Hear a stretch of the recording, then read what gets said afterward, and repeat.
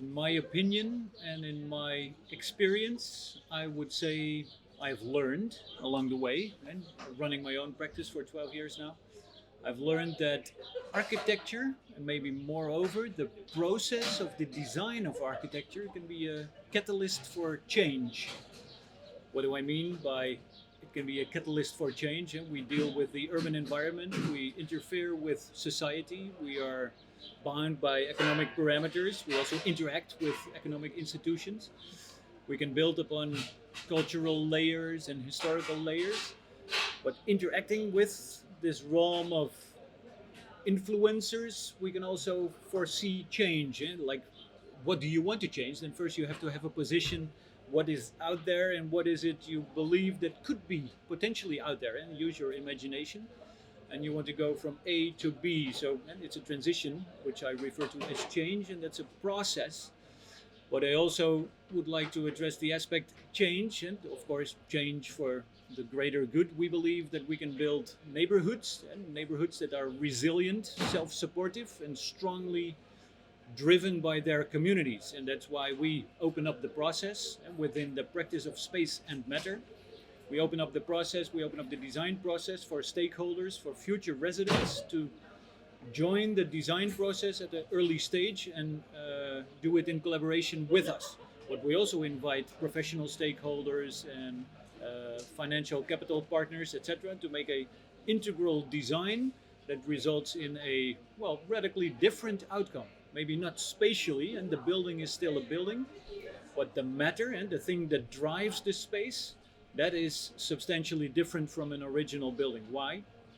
Because we've been capable of developing the social network before we built the building. So we actually ask people, how do you want to live? With whom do you want to live? Can you imagine a group of neighbors with whom you want to live together? Because why would it be just a chance of luck to find yourself amongst nice neighbors? Why not create a sphere of influence that you say, this is a group of people I want to live with together because we have a similar interest, because we believe we can have a positive impact on the environment we live in. And don't take the environment for granted, or don't take the system for granted, but feel empowered, like we make the city, we can grasp the opportunity of making our own built project. And that's what we facilitate, that's the process we catalyze. So the outcome is still a spatial project, but what's happening on the inside and the matter, the drivers, that's radically different. And if you would talk to people in a project living, or talk to people living in one of our projects, you would consider them giving different answers by the appreciation of space, by the appreciation of knowing their neighbors, sharing a living room, sharing the vehicles, being proud of the identity of the structure they have created, and not created by me, but they have created it, and I facilitated that process. I think that's already a lot of words describing how architecture and the process of architecture can be a catalyst for change beyond the appearance of architecture, which might be similar.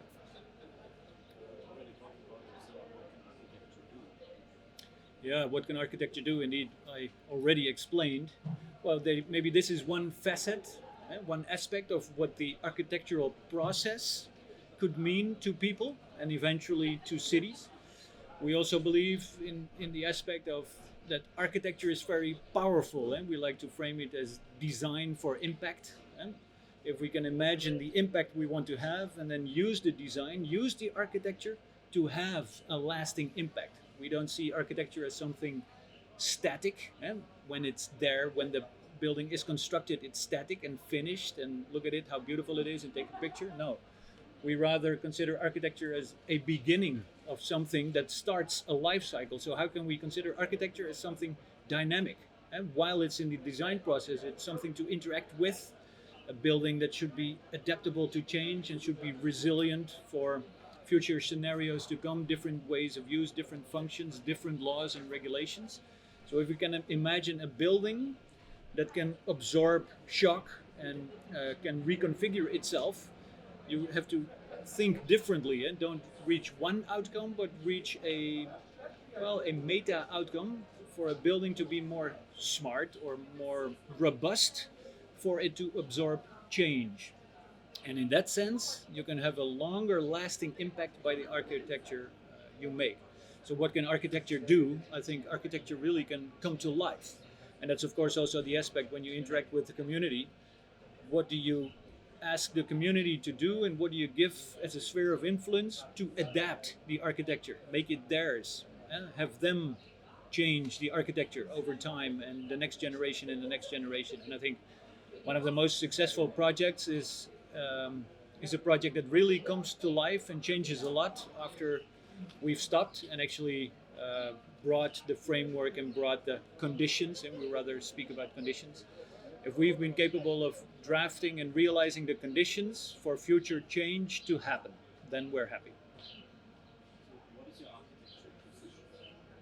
My architectural position, you might say, is, well, a non-typical architectural position. I don't really believe that there should be a architectural position, and the good thing about this question is that there's lots of architectural positions, and that's also what you see on this website in the mosaic of movies.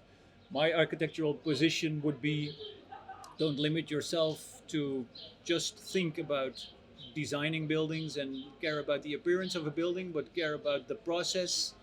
How do you interact with people to make the building they ask for? What will be the future generations' demand? How can you anticipate future generations, and what's the architecture they might be asking for?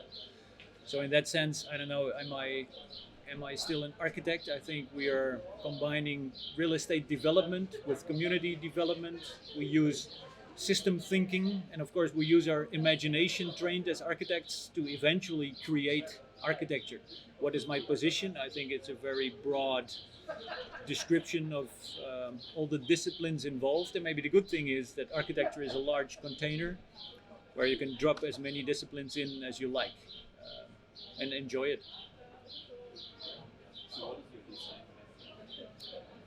Well, our design method is based on open principles and like open standards.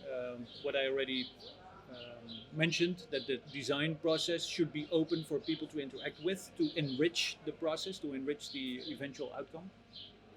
So of course we develop our own processes and tools.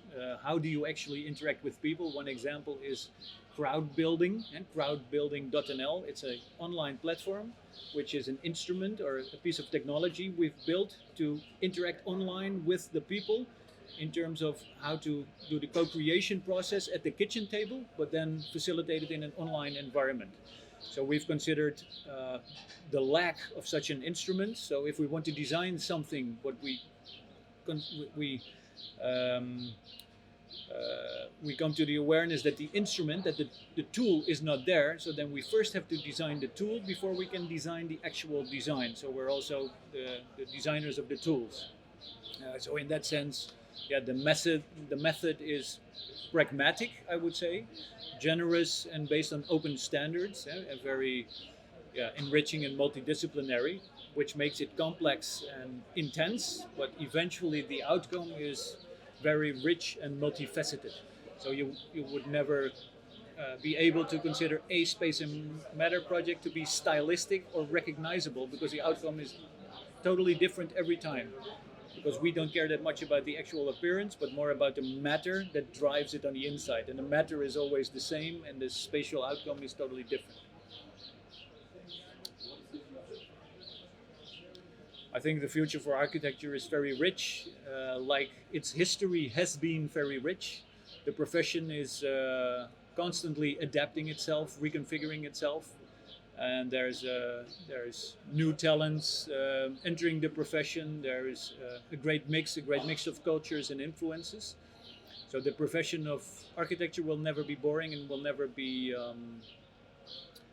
consolidated. I think it will always find its way out or reconfigure itself and amaze and inspire. So I see a bright future.